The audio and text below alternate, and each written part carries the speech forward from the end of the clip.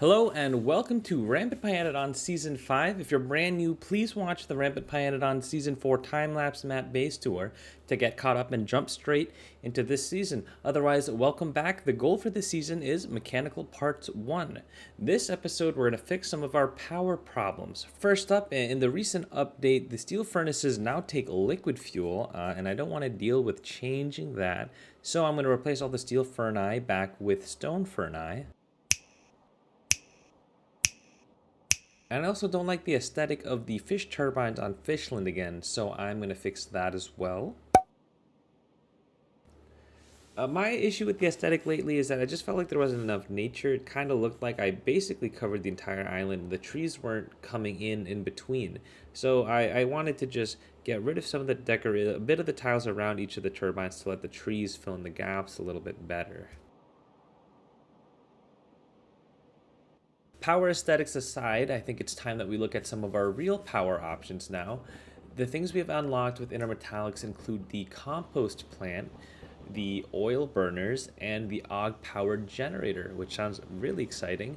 But let's go ahead and start with an analysis on the compost plants. So composting, this is basically taking any organic matter and turning it into biomass. So inputs could range from anything from trees to blood to even just fish.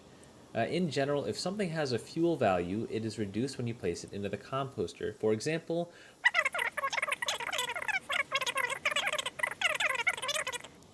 the only exception I could find to this rule was logs, giving us 30 biomass worth about 7.5 megajoules of energy. Unfortunately, this is less efficient than the wood recipe we're already using, even if you count the inefficiencies. It's not free power though, this is just what we can do with logs because obviously making wood and logs takes a ton of energy. Speaking of free energy, I also experimented with items that don't have fuel values, but the energy losses here were even worse than the ones that did have fuel values. Hold that thought, I actually found one organic item that can be collected and converted into biomass that results in a net increase in power, and that is native flora. As long as my yield is above 30% and you trust my math, we retain a net positive fuel value increase.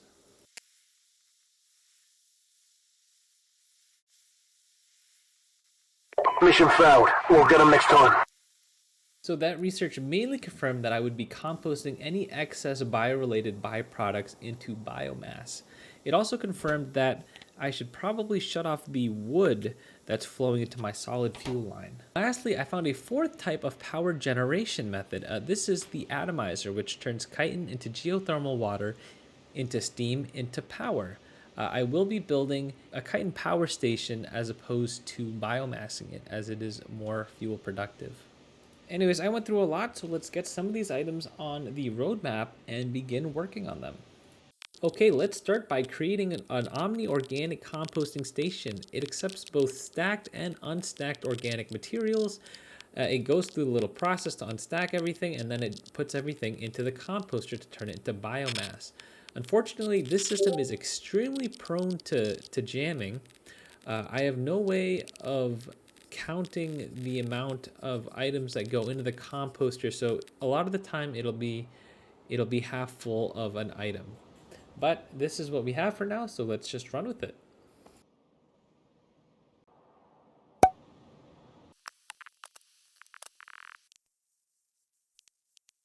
With the Omni Composting Station design built and the caravan parameters switched, we can work on our third compost plant task, which isn't really a compost plant task, but it is to create the chitin power plant.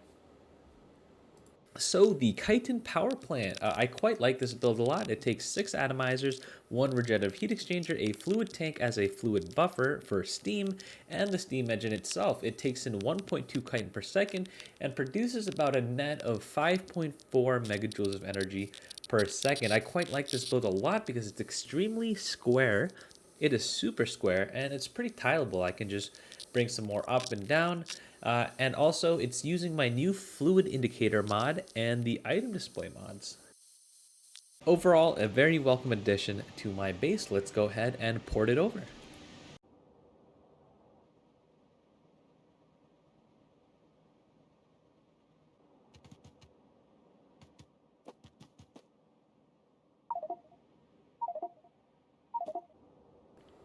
And there it is with the chitin power plant in place. We are done with the composting and we can move on to research for the oil burners. Alright, so oil burners. These oil burners take a fluid with a fuel value and burn them to create 250-degree steam, which we can then place into steam engines. Excess fluids get turned into barrels and canisters, but there are times, like right now, where even those get backed up. So instead of voiding them, we can set up an oil burner array to instead turn those excess fluids into energy. Otherwise, currently I have a two-step production block to generate power. Step 1 is to crush raw coal, and step 2 is to burn the raw coal byproducts. This isn't my actual ratio, but this represents the amount of raw coal needed if I wanted 1 gigawatt of power this way. But this is my new plan. I went through and tried several different recipes as it turned out acetylene was king. So using acetylene as our main fluid and burning the rest of the other fluid and solid byproducts, we can achieve an energy efficiency of over 6 times what we're currently producing. Let's cut to the build. The Gigawatt. Not much to say other than this thing is probably the biggest thing I have ever made and probably will ever make in a very, very long time, if not forever. It's comprised of 879 different buildings and requires only raw coal and water to function. It turns solids into fluids, into more fluids, into so many fluids that I could not keep track unless I had the pipe visualizer mod. Thank God for that, Rygard. But you're currently watching this at about 400 times speed up. Of the 10 hours I took to design this thing, about 4 of them were spent debugging, and now I can solidly say that it probably works. This Gigawatt is a special thanks to my newest patron, Cody the Codfish Sample, which is extremely fitting because I was aiming to place this thing in Fishland. What's not extremely fitting is this, maybe. I have no idea what I'm going to do if it doesn't fit, but one way or another, I'm going to make this behemoth fit in Fishland. Usually at the end of the time lapse, I have a shot of the entire build, but I think I'm going to save the B-roll for post-build this time. See you guys there.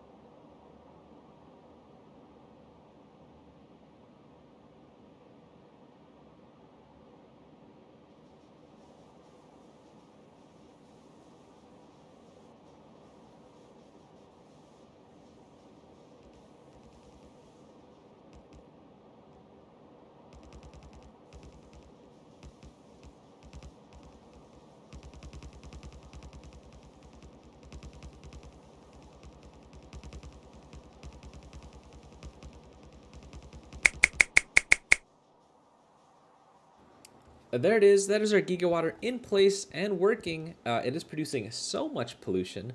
But again, the Gigawatt, this is the immortalization for Cody the Codfish Sample. Thank you so much for being my newest patron. And if you want to be immortalized in my game, be sure to check out my patron. Otherwise, we only have 3 things left to do this episode. That is to remove old power sources because they're less fuel efficient, replace the excess fluid vent and sinkholes with an oil burner so that we turn it into electricity instead of burning it, and then also lastly to create some kind of excess solid fuel backup. Let's get to it.